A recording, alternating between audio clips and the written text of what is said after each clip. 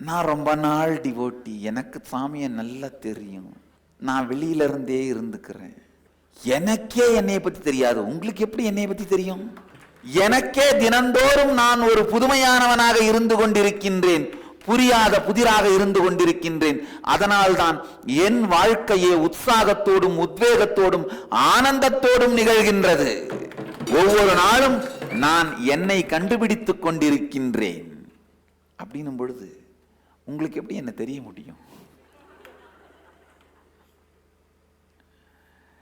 என்னை நான் கண்டுபிடித்து ருசித்தவைகளை எல்லாம் படையலாய் சமைத்து உங்களுக்கு நான் பகிர்ந்து கொள்வதுதான் சத்சங்கங்களும் தியான முகாம்களும். என்னையே நான் மீண்டும் மீண்டும் கண்டுபிடித்துக் கொண்டிருக்கின்றேன். புதுமைகளை பார்த்து பார்த்து என்னையே நான் ரசித்துக் கொண்டிருக்கின்றேன். அப்படின்னும் பொழுது ஏற்கனவே உங்களுக்கு எல்லாம் தெரிந்து விட்டதாக நிச்சயமாக அமர்ந்து விடாதீர்கள். அத்வைதத்தை வாழத் துவங்கும் பொழுதுதான் வாழ்க்கை துவங்குகிறது. அப்பொழுதுதான் நீங்கள் பிறக்கிறீர்கள்.